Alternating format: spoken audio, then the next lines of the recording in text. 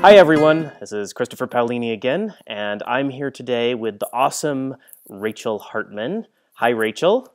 Hello, it's good to hear from you. Thank you for agreeing to do this interview. Oh, very happy to. And where am I talking to you from? I am in beautiful, tropical, sunny Vancouver, BC. It's actually sunny today, so, it isn't usually. Well, we're here to talk about books and writing, and you have a new book coming out. I do, coming out in March. It's called Shadow Scale, and it's the sequel to Serafina, and it kind of wraps up Serafina's story, and it's out March 10th. For people who haven't read Serafina or Shadow Scale, do you want to tell them what it's about a little bit? You know, the elevator pitch. The elevator pitch. I've always been bad at the elevator pitch. The elevator pitch is me flapping my hands going, oh. It's about a world where dragons can take human form. And a girl who is herself half dragon, which is a big no-no in that world. And but her heritage puts her in a unique position when the prince is murdered. It puts her in a unique position to solve the mystery. That's for Serafina. And then in the second book, the dragons are going back to war with each other first, and then they're coming for humanity. And Serafina has to go around the Southlands and find others of her kind in hopes that they can band together and help fend off the dragon threat. And as she searches, she ends up finding more than she realized she would, because there's one of her kind who is bent on getting them together for her own nefarious purposes. So there you go. I think that those were two wonderful elevator pitches. Oh, well, thank you. Thank you. Oh, you flatterer. Now, I have to confess, I did not get to actually read it before talking with you, which I'm distressed about because I thoroughly enjoyed the first book, as you know, and I'm very much looking forward to reading the ARC. My sister Angela did read it and has been walking around raving about it and telling me I'm an idiot for not having read it sooner, so my apologies. But well, I'm really glad she liked it.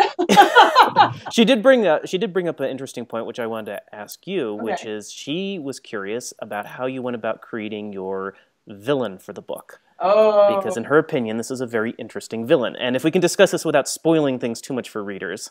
Well, villains don't come naturally to me. I always tend to sympathize with them a lot, and they end up being like nice people if I'm not careful, because you have to understand what they're going through. I'm sure that there must be a reason that they're so dreadful. And there is with this villain. That's part of the deal. I feel like I'd have given her a reason for why she's this way. Mm-hmm. But getting the right tone for her was actually a very long process.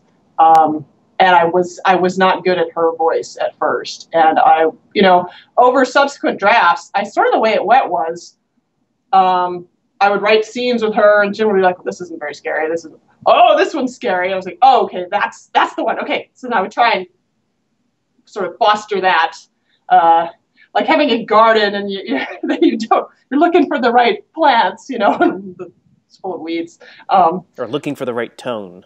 Yeah, really the right angle to take on her. I mean, she's always been the same person.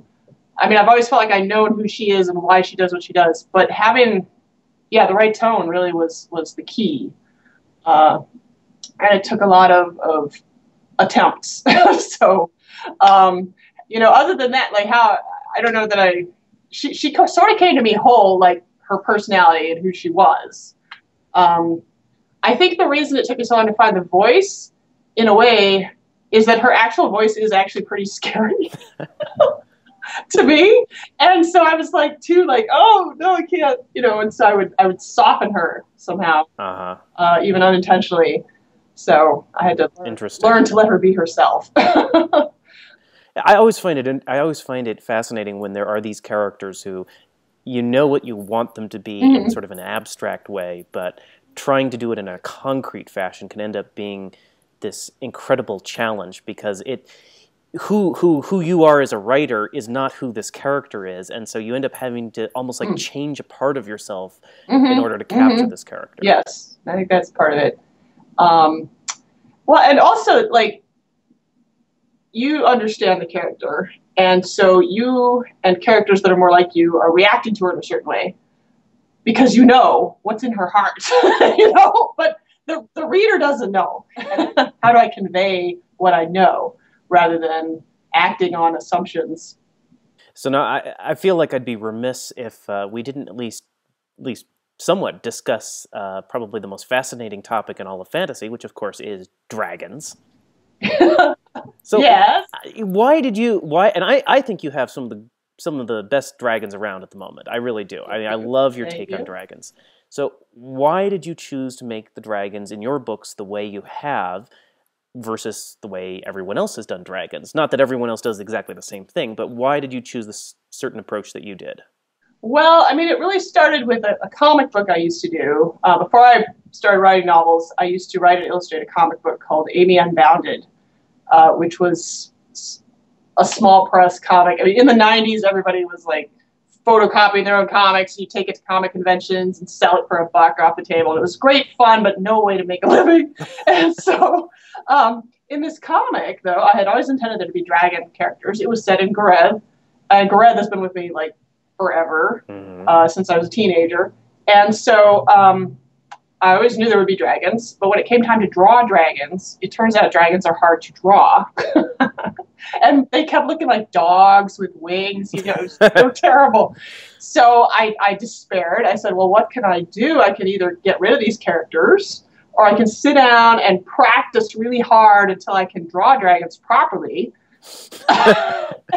I was really lazy. I didn't want to do that. So I suddenly hit upon this idea, what if dragons could take human form? Because I know how to draw humans. I'll just draw humans. Ha, ha, ha, I solved it. Well, I thought I had solved it, but if dragons could take human form, all of a sudden there are all these questions that need answers. Because how are the dragons and humans going to get along? If your best friend is a dragon, is he obligated to tell you? You know, could your mom be a dragon? Like, what? When they change into humans, does every single part of them change into humans? You know, all these questions. And so the world kind of got built from there, just trying to answer these questions.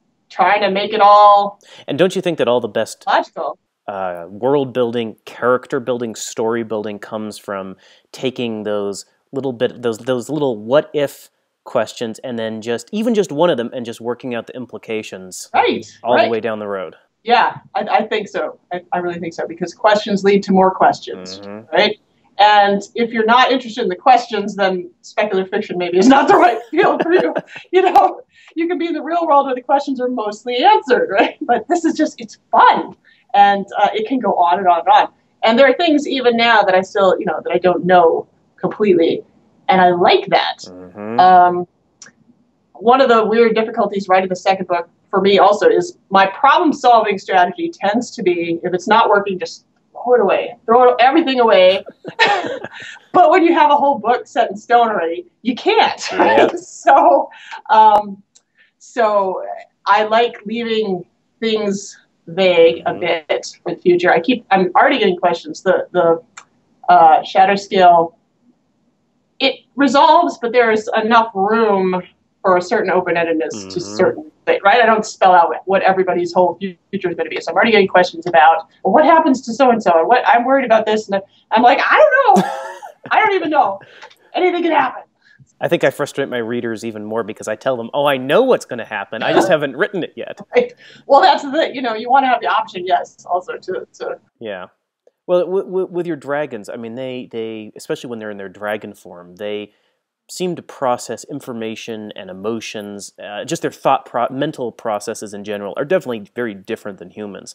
And did you have any specific inspiration for, you know, the direction you went in that, or? I did actually. I'm trying to think. There was a while in our collective family life here where we had some worries about a family member, some neurological issues. So I read up on a whole bunch of different neurological problems. Because that's my way when I'm scared. Like, the more I know, the better I feel. So it just helps you feel a little more in control of the world. So while I was reading up on all these different conditions, I came across one called sensory processing disorder, which it has to do with the way our brains process sensory information, obviously. But just the different brains are different, right? And so some people are very sensitive to sound, or maybe not sensitive to visual input. They don't notice what's around them. And there's a range of normal, but then there's a degree to which it can become problematic. Right. Like if you're so sensitive to touch that you can't, all your clothes itch all the time, And so this was fascinating to me because I realized as I was reading this that I had a touch of this as a child. I was unable to look people in the eye when I was a child. I still have to make myself do it, like, hello. But it was because it was like too much information. People were bright like the sun. That's the analogy I can get. That you go out on a bright day and you're just like, until you get used to it. And so suddenly it made me think, well, okay, dragons are taking human form. They're going to have different senses in dragon form and in human form, which seems like just such an interesting thought because, the scaly skin, for example, would that be pretty insensitive? And so then would it be really annoying to have sensitive skin? I would think dragons would have really keen eyesight and sense of smell. Right. And so then when you're back in this form, I have Orma wearing glasses. They don't help, but he used to be able to see a mouse across the field, right? He's like, so, but would you have a tendency to like sniff your neighbor if you're used to, understanding things by smell?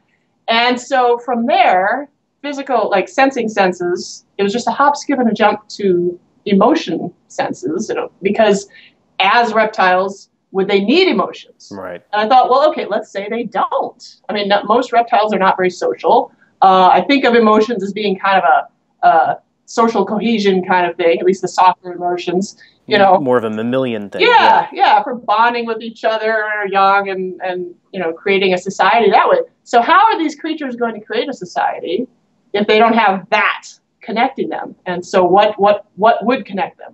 And I said, well, reason could connect them and, other different sorts of emotions. And if they did have emotions, would they be sort of a different nature than ours? I mean, fight or flight can be translated as fight, anger, flight, fear, but they wouldn't feel the anger. I mean, they'd have those responses, but would they feel them the way we do? And so that gives you lots to think about. And it's the what if questions going all the way to the end. I think what you came up with works wonderfully too. And it's the sort of thing where I wish there was almost more of that in fantasy of changing one little thing or exploring one little thing and then again seeing where it leads you. Right. Yeah. It is. It's like a laboratory for thought experiments is how I like to think of it. That you can set up this world and then you run people through the maze and see where they end up. You can't experiment on people like this in the real world. So you got to write the book. So, well, you can, but they don't look too kindly on it. Wow. There's some ethics issues involved, I believe, yes.